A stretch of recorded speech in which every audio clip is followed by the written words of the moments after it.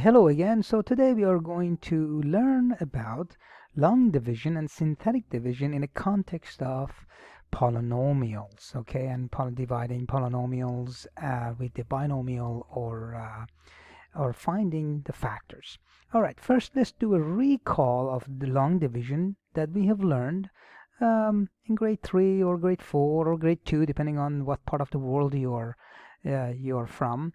I learned it in I think it was in grade 3. I learned it in Iran. So now let's look at a few examples and let's make sure that we know what to do, and then we have to also make sure that we know the components of the long division. Okay, so let's start with the example of A. We have 5 divided into 16. We're going to use a long division, and if you remember, first 5 doesn't go into 16 evenly. So what we would do is that we have to find a number that we multiply 5 by that comes very close to 16 without going over.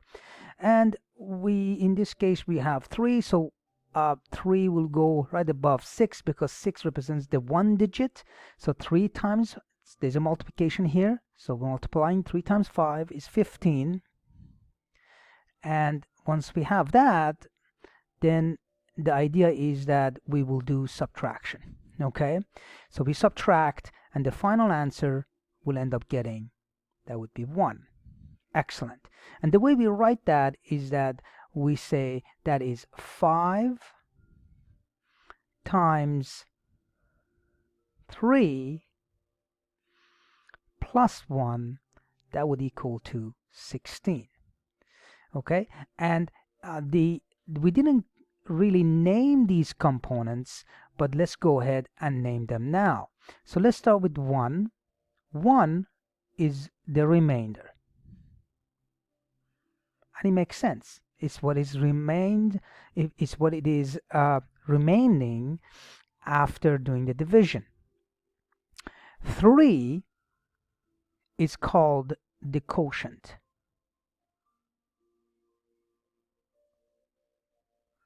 5, it is the divisor.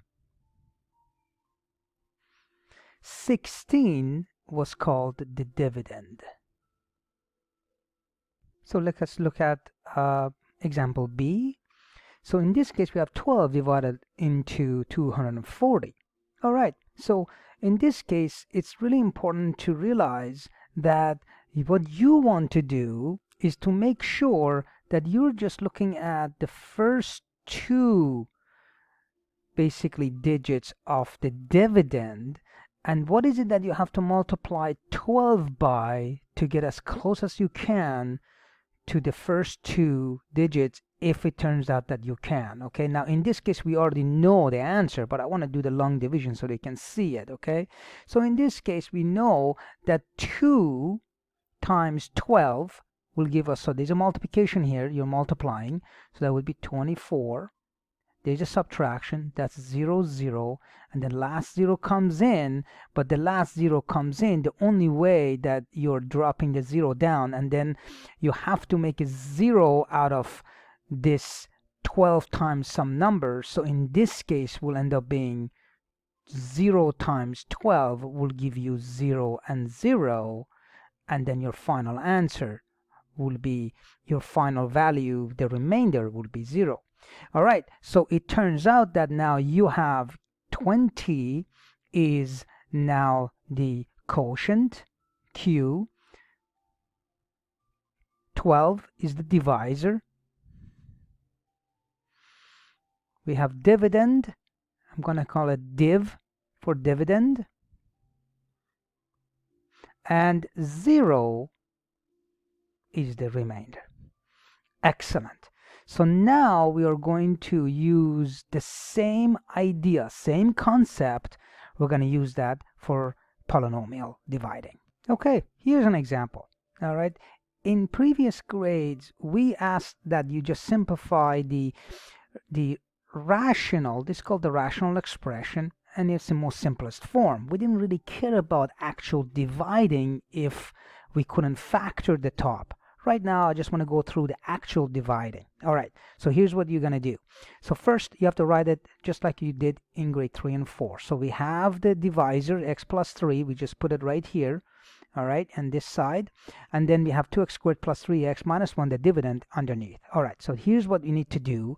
The very first thing that you have to do is that you need to basically look at the x and then the first term of the dividend. So what do you have to multiply x by to get 2x squared? Now understand and remember that x plus 1 is in a bracket, so whatever you have to multiply x by, you have to also multiply it by 1, and then we have to go through that. Well, in this case I have to definitely multiply x by x to get x squared, so I'm going to put it right above the x term, and also I have to put 2 in front because I need 2x squared. Okay, so 2x, so I'm going to now multiply that through the bracket. I'll get 2x squared plus 2x. And remember, in division, be subtracting as we're going through this. That is very good. All right, and now we get 0 here. We get 3x minus 2x, that is x. The next is you bring down the term that is left. Minus 1, now it comes down. That's minus 1. Now we're going to do the same thing again. What do you have to multiply x by? So here it is again. So now you're doing the x again, right here and right there. What do we have to multiply x by to get x back? Well, in this case will be just positive 1. So 1 times, so the same thing is happening again. You're multiplying it again. So 1 times the bracket will give me the bracket back, x plus 1. You are subtracting, okay? So that would be 0, and then negative 1 minus 1, that's negative 2, the final answer. Now we're going to go ahead and label. And here are the labels. X plus 1 was the divisor, okay, which is the same as that right here. Okay, these two are the same. We have 2x plus 1, that's the quotient that we ended up getting. We have the remainder, and the dividend is actually the original polynomial. Excellent. And if we have to rewrite this, we can rewrite that as, so we can say that 2x squared plus 3x minus 1 equals to x plus 1 times 2x plus 1 and then minus 2. We can do that. You can rewrite it like that. Excellent. And the last thing is that the equivalent fraction to this original rational expression can be written now as the quotient, the remainder, and the divisor. So that also is another way of writing the same rational expression. Okay? Okay, let's do another one. We have this polynomial x cubed plus x minus 1 is being divided by x minus 1. Okay. The first thing you have to do, I suggest that you rewrite this divisor so that it shows all the exponent of the polynomial, even if the exponent is not showing up. That way the placement is easier to deal with. For example, instead of x cubed plus x minus 1, I would do x minus 1 divided by, so I would write it like x cubed plus 0x squared, okay, in the descending, because x squared term, the quadratic term is not there. Then I can say x and then minus 1. In this case, now I will definitely not forget the x squared term because it may show up in our quotient and we may get confused. But when we have it set up like that, we can actually go ahead and do the math. Okay, let's go ahead and do the math now. All right, so now we want to multiply x by something that gives x cubed back. That would be x squared. So we just go through x squared minus x squared. Now this is why we did this 0x squared there, so you can see what is happening. Remember that there is a subtraction. Actually, that should say x cubed, because that was my bad. Okay, so that's 0, and now we have 0 negative minus x squared, that's positive x squared, and now we bring in the next term down, that's the plus x.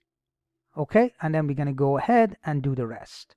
Okay, so here it is, x times x minus 1, that will give me x squared minus x, because I need the x squared term here now. Okay, and then we get x squared minus x when we multiply x by the bracket x minus 1. The final value that we get here is 2x. The last thing we have to do, we need to bring down the last constant minus 1 down. Okay, so let's do that and then go through and finish off this. We want to get 2x, so we need to multiply x by 2. 2 times x is 2x, and then 2 times minus 1 is minus 2. Subtraction is happening, 0. Negative 1 minus negative 2, that would be positive 1, and that would end up being the remainder. Okay, once we label all the components, the quotient is right there, dividend is right there, divisor is right there, and remainder, we're going to write up the division statement. This is actually called the division statement. Okay, that's what it's called. All right,